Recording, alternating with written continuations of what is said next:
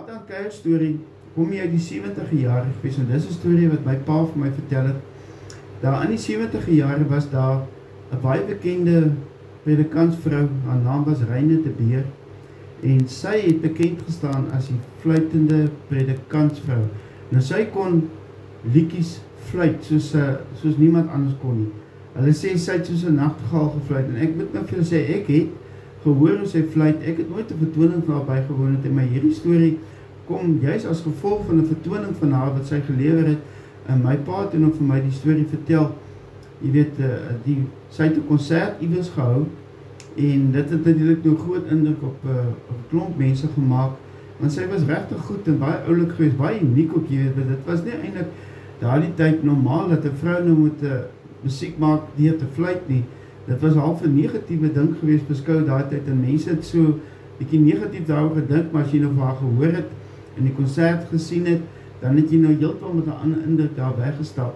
Maar hulle sê sy het soos 'n nagtegaal gefluit. Ek het al weet plate gehoor van haar waar sy fluit, maar so het dit nou gebeur dat my pa sê hy reël toe nou 'n talentkompetisie by die gemeente wat hy nou betrokke was, en hy nooi toe sommer nou die gemeente rondom hom, al die gemeentes in die omgewing se mense wat talentvol is, wat 'n talent het, wat dit nou wil kom tentoonstel, en dat is het nou 'n tipe van talentkompetisie. Dit was nog lang voor die tyd van Idols of America's Got Talent of Britain Got Talent, al goed. Nou ja, my pa die goed al 50, 60 jaar terug het hy dit al gedoen, daar by sy gemeente.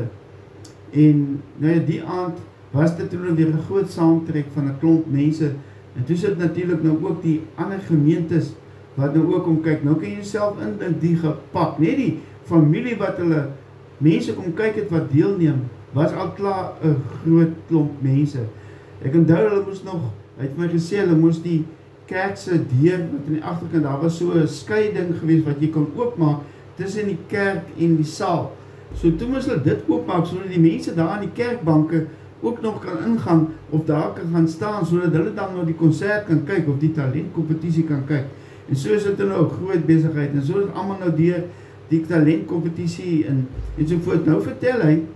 die 3 seuns het toe nou ook die konsert 'n tydjie terug bygewoon, en toe hulle nou hoor van die talentkompetisie,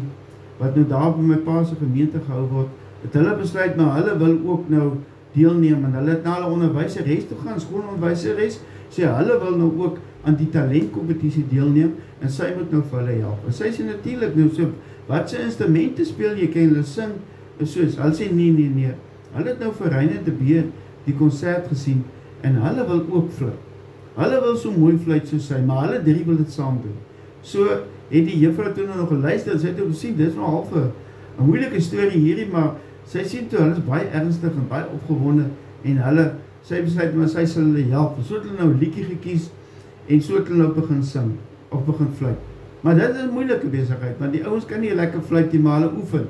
Nou so na 'n week of so, toe kom die juffrou agter my, dit gaan al bietjie beter, want nou hulle oefen haar elke pouse, is hulle in die musiekklas, en dan oefen hulle, en dan so soms na skool ook, oefen hulle, en as hulle nog vrye tyd in die middag het, dan kom hulle op hulle eie by mekaar en oefen hulle, en so fluit hulle later, daarom toe nou al heel skaflik, dat jy nou kan luister na hulle, maar nog steeds, jy weet, dit is nou glad die Reine de Beer, sê nie, maar so berei hulle nou voor vir die talentkompetisie, en hulle het nou, na al die harde werk, weetkisse harde werk,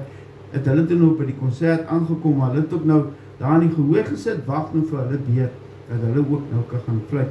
Nou uiteindelik daar word hulle name nou geroep, en hulle stap nou op, en nou gaan staan hulle nou voor al die mense. Nou moet jy weet, hulle het nooit voor 'n klomp mense gaan staan te fluit nie.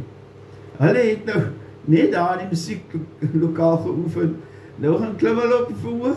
en nou sit hier 1000 mense vir hulle kyk. Nou kan jy self indink, nou is dit hulle beurt om te begin fluit. En almal is nou in afwagting, die saal is dood, verlaas, want jy kan nou speld oorval. Hulle wag nou vir die, wat gaan die 3 manne nou doen? Almal het nou gehoor van die fluitende predikantsvrou, en hier kom die fluitende 3 seuns. Hulle is weet so hoërskool ouderdom, en hulle gaan nou vir die mense fluit. Nou staan hulle heel versterk daar voor, nou kyk hulle die mense, maar nou probeer hulle. Nou, wil nou begin, nou tel hulle tot 1, 2, 3, en dan is dit doodstil. Nou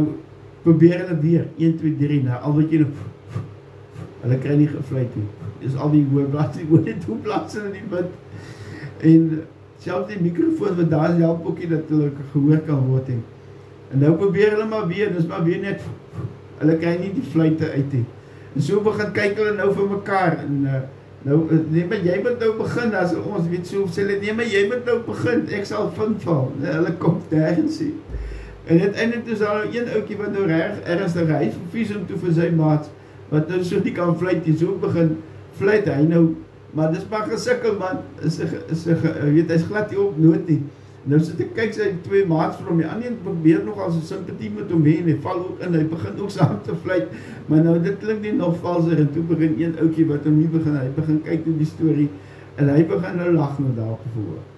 En die ander twee manne wat hom fluit, hulle is nou baie vies vir hom, nou kyk hulle vir hom, nou stampel hom in die rib, en dan wys hulle vir hom, hy moet nou saam fluit, hy moet fluit, maar nou begin die mense in die gehoor, begin ook nou die storie nou te geniet, hulle sien toe die hele besigheid wat daar verhoog aangaan, en so besef die oukies nie, maar dit is nou nag vir hulle het hulle best probeer, en daar begin hulle drie toe nou maar saam te lag, en soos wat die mense lag hulle twee nou lekker, en hulle lag later uit hulle mage uit, soos hulle sê, hulle kan nie op hulle lag hee, en uiteindelik, hierso na 10 minute is 'n gelaggery, toe het my pa besluit, hy sal nou maar met intree, hierso nou maar die skare weer tot bedaring bring, en so die drie oukies toe nou nie tot die fluitery te doen gekom, maar toe die einde van die aand nou aankom, toe word daar nou spesiaal melding gemaak van die beste shows en dit wat nou Meriete het en al die goed, en toe word hulle nou as 'n spesiaal uitgewys vir die beste komedie gedeelte van die aand. Toe was daar mense wat gedink het, dat hulle nie kan fluit, dit was komedie geweest, dit was so beplan geweest. Nou ja, die drie fluitende jong manne het toe nou net daar hulle fluitery gestaak, hulle het dit nie weer probeer nie, hulle het ook besef, dis om soveel mense op te tree, is 'n aanheeltale perd van 'n ander kleed.